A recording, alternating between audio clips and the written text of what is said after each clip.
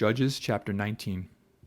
And it came to pass in those days, when there was no king in Israel, that there was a certain Levite staying in the remote mountains of Ephraim.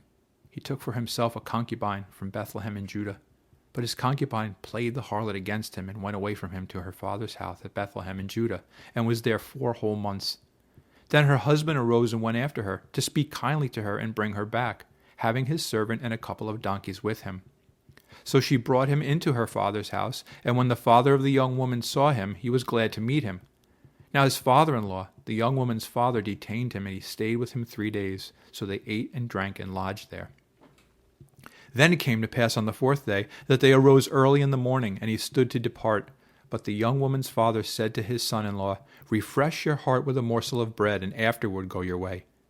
So they sat down together, and the 2 of them ate and drank together. Then the young woman's father said to the man, Please be content to stay all night, and let your heart be merry. And when the man stood to depart, his father-in-law urged him, so he lodged there again. Then he arose early in the morning on the 5th day to depart. But the young woman's father said, Please refresh your heart. So they delayed until afternoon, and both of them ate. And when the man stood to depart, he and his concubine and his servant, his father-in-law, the young woman's father, said to him, Look, the day is now drawing toward evening. Please spend the night. See, the day is coming to an end. Lodge here, that your heart may be merry. Tomorrow go your way early, so that you may get home. However, the man was not willing to spend that night. So he rose and departed and came opposite Jebus, that is Jerusalem. With him were the 2 saddled donkeys. His concubine was also with him. They were near Jebus, and the day was far spent, and the servant said to his master, Come, please, and let us turn aside into the city of the Jebusites and lodge in it. But his master said to him, We will not turn aside here into a city of foreigners who are not of the children of Israel. We will go on to Gibeah. So he said to his servant, Come, let us draw near to one of these places, and spend the night in Gibeah or in Ramah. And they passed by and went their way, and the sun went down on them near Gibeah, which belongs to Benjamin. They turned aside there to go in to lodge in Gibeah. And when he went in, he sat down in the open square of the city, for no one would take them into his house to spend the night.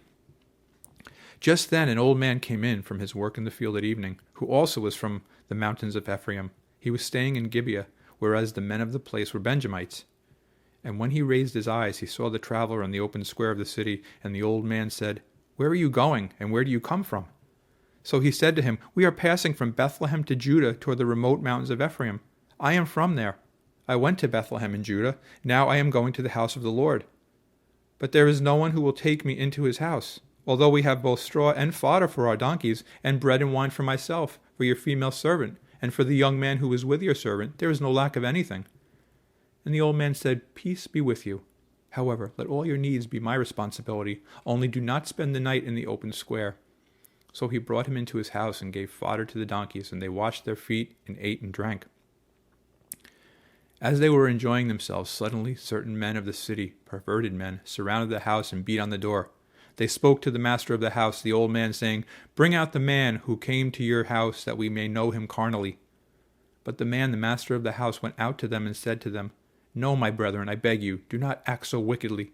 Seeing this man has come into my house, do not commit this outrage. Look, here is my virgin daughter and the man's concubine. Let me bring them out now. Humble them, and do with them as you please, but to this man do not do such a vile thing. But the men would not heed him. So the man took his concubine and brought her out to them, and they knew her and abused her all night until morning, and when the day began to break, they let her go. Then the woman came as the day was dawning and fell down at the door of the man's house where her master was, till it was light. When her master arose in the morning and opened the doors of the house and went out to go his way, there was his concubine fallen at the door of the house with her hands on the threshold. And he said to her, Get up and let us be going. But there was no answer. So the man lifted her onto the donkey, and the man got up and went to his place. When he entered his house, he took a knife, laid hold of his concubine, and divided her into 12 pieces, limb by limb, and sent her throughout all the territory of Israel. And so it was that all who saw it said, No such deed has been done or seen from the day that the children of Israel came up from the land of Egypt until this day. Consider it, confer, and speak up.